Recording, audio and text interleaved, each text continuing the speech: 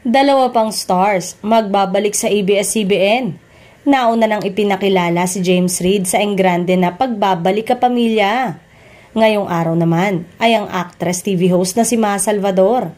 Matapos nga po ang 5 taon, nagbabalik na bilang isang kapamilya ang aktor, mga awit at talent manager na si James Reid. At sa kanyang muling pagtapak sa paligid ng Kapamilya Network, Engrande ang pagsalubong sa kanya ng buong kapamilya ng Sunday variety show na ASAP. Nagbabalik bilang kapamilya ang actress at TV host na si Maha. Si Maha ang ikalawang kapamilya star na magkakaroon ng grand homecoming sa ASAP.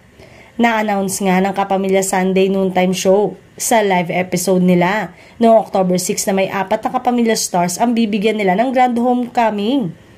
Una siyang naging bahagi ng ASAP noong 2003 at noong 2020 ay nilisan na niya ang show at lumipat na sa naging katapat nitong programa na Sunday Noontime Live sa TV5. Bukod kay James at Maha, aasahan na raw ang ilan pang serye ng homecoming sa Kapamilya Network sa mga susunod na araw na dapat nating aabangan bilang on the road na ang ASAP sa kanilang pagdiriwang ng ika-30 taong anibersaryo sa 2025.